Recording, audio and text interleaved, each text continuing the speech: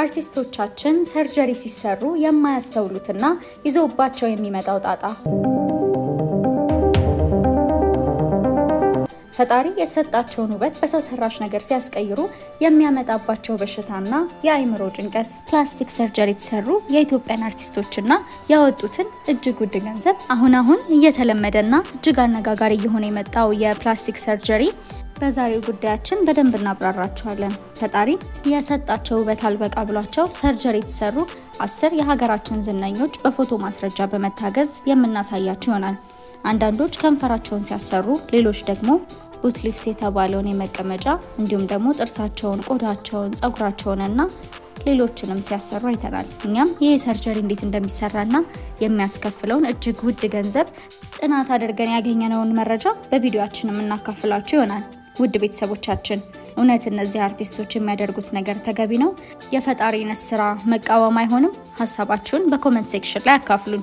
ከአንደኛ እስከ 10ኛ ደረጃ እንነግራችኋለን። ቻናላችንን ሰብስክራይብ በማድረግ እንዲሁም ቪዲዮአችንን ሼር በማድረግ ቪዲዮአችንን እንድትከታተሉ በትህትና እንጋብዛለን። አንደኛ ማርያማዊት አባተ። በበርካታ የፊልም ስራዎች የምናውቃት ማርያማዊት አባተ በርካታ ገንዘቦችን አውጥቶ የተለያዩ ሰርጀሪዎችን ከተሰሩ መሃል ቀዳማዊቷ ናት። ማርያማዊት ሰርጀሪ ያልተሰራቸው የሰውነት ክፍል አለ ብሎ መናገር አዳጋች ነው። በምስሉ ላይ በግልጽ እንደምትመለከቱት ከንፈሯ በድሮ ከምትመለከቱት አሁን ላይ በአስገራሚ መልኩ ተቀይሯል። ከዚህ የሊፕ ፊለር ስራ በተጨማሪ ልብ ብላችሁ ከተመለከታችሁ ቦቶክስ ተብሎ የሚጠራው የፊት ትሪትመንት እና ያገጯንም ተፈጥሮ ገጽታ በማስቀየር የምትመለከቱትን አይነት ቅርጽ እንዲይዝ አድርጋለች። በዚህ ብቻ ያበቃም። ሄር ትራንስፕላንት በማድረግ ጸጉሯ እንዲሁም ብራዚሊያን ቡት ሊፍት የተባለውን የዳሌ ማሳደጊያ በመሰራት መቀመጫዋን ከማተለቋ በተጨማሪ ጥርሷን ቬነር በመሰራት ለቆዳዋ ስኪን ብሊቺንግ የተባለውን ትሪትመንት በመሰራት ሙሉ ገጽታዋን ቀይራለች ማለት ይቻላል። በሁለተኛ ደረጃ ላይ የተቀመጠችው ከቅርብ ጊዜ ወዲህ ተወዳጅነትን ያተረፈችው በውበቷም ብዙ ወንዶችን መማረክ የቻለችው አርቲስትና ሞዴል ፒፒሎ ናት። አርቲስቶቹ ያደረጉት አይቅርብኝ በማለት እሷም መቀመጫዋን ሰርጀሪ ተሰርታለች።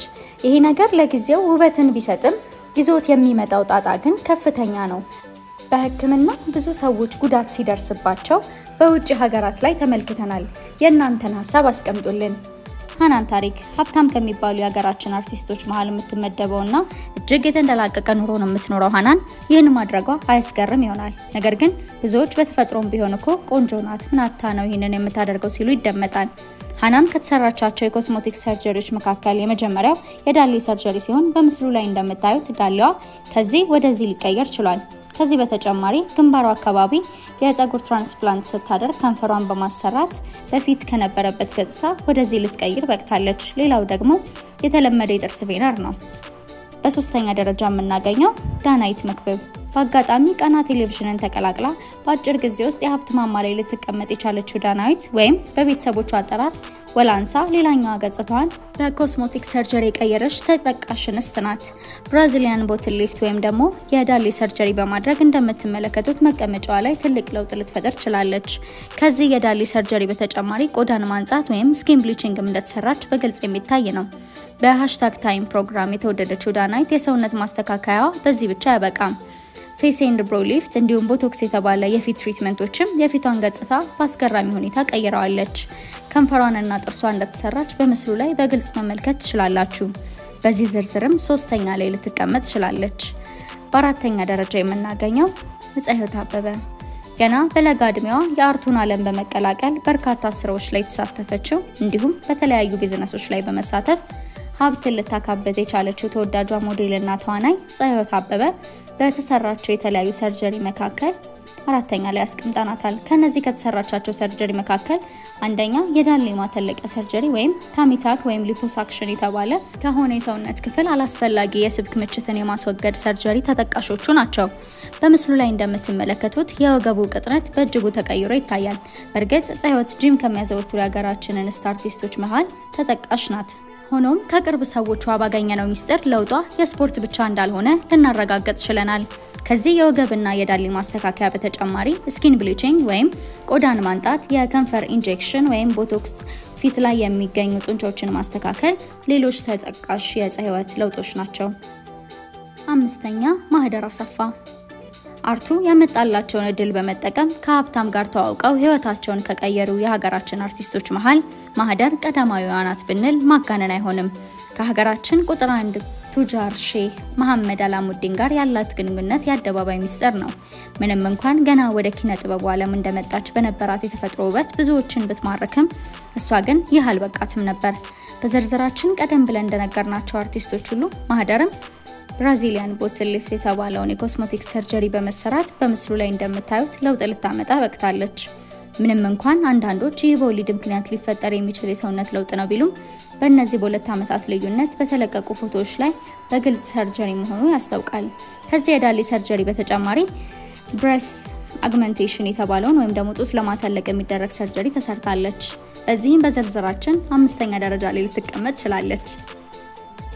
6ኛ አዲስ ዓለም ጌታነህ አሁን ከፊልሙ አካባቢ ብትጠፋም በአንድ ወቅት በሰራቻቸው ኳስ ሜዳ፣ ሃናለ፣ ለየቅል፣ ሳቂልኝና ሌሎች የአማርኛ የፊልም በህዝብ ዘንድ ተወዳጅነትን አግኝታም ነበር። አዲስ ዓለምን ብትሆን እንደ ሌሎቹ አርቲስቶች ሁሉ መቀመጫዋን ሰርጀሪ በመሰራት የምትመለከቱትን አይነት ለውጥ ልታመጣ ችላለች። ውድ ቤተሰቦቻችን ቪዲዮውን እዚህ ድረስ ከተመለከታችሁት ላይክ ማድረግ አትርሱ እያልን በዝርዝሩ ወደ ያዝናቸው ሌሎች አርቲስቶች እንውሰዳችሁ። 7ኛ ሰላም ተስፋዬ ብዙዎችን በውበቷ ቆንጆ ናት አይደለችም በሚል የምታጨቃጭቀውና በብዙዎች ዘንድ የምትወደደው ሰላም በዝርዝሩ የያዝናት ሌላኛዋ አንስት ናት። ሰላም ልጇን ስትወልድ በሰርጀሪ የወለደች ሲሆን ከወሊድ በኋላ መጠነኛ ቦርጭ ቢጤም ታይቶባት ነበር። እንዲሁም ቀደም ባሉት ጊዜያት ከነበራት የሰውነት አቋም የተነሳ በልጅነቷ ሸርተቴ መጫወት አብዝታ ሳይሆን አይቀርም ተብላ እስከ መቀለድ ደርሷት ነበር። ነገር ግን ልጇን ከመውለዷ በኋላ ገንዘቧን ይጭነቀው እንጂ ቦርጯንም ሆነ መቀመጫዋን የፕላስቲክ ሰርጀሪ ለማሰራት ጊዜም አልፈጀባትም ነበር። ምናልባትም ጥሩ አመጋገብ ስላላትና ስፖርት ስለምታዘወትር ነው ይሄ ለውጥ በሰውነቷ ላይ ታየው ይሉ ይሆናል። ነገር ግን ማንኛውም ሴት የፈለገ ነገር ብታደርግ በ3 ወር ውስጥ ሰላም ላይ የታየው ለውጥ ልታመጣ አይችልም። ሌላኛው ማረጋገጫ ደግሞ በኦፕራሲዮን የወለደችበት ጠባሳ አሁን በሰውነቷ ላይ አለመኖሩ ነው።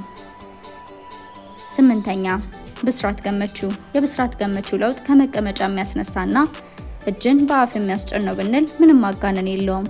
ይህቺ በሰው ለሰው ድራማ ላይ የምናውቃት እንዲሁም በራሷ ድርሰት በሆነው ዋዜማ ቴሌቪዥን ድራማ በስፋት የምናውቃት አርቲስት በምትመለከቱት መልኩ ከዚህ ወደዚህ ማጂካዊ በሆነ መልኩ ልትቀየር በቅታለች።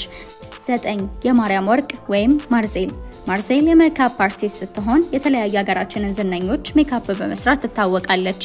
ማርሴል በምስሉ ላይ እንደምትመለከቱት የፀጉር ትራንስፕላንት፣ አፍንጫዋን፣ ኖዝ ሪዳክሽን፣ ዳሌዋን፣ ፊቷን ቦቶክስ እና ከንፈሯን እንዲሁም ጥርሷን በመሰራት ገጽታዋን በእጅጉ ልትቀይር በቅታለች። በአጠቃላይ የቀራት የሰውነት ክፍል የለም ብሎ መናገር ይቻላል።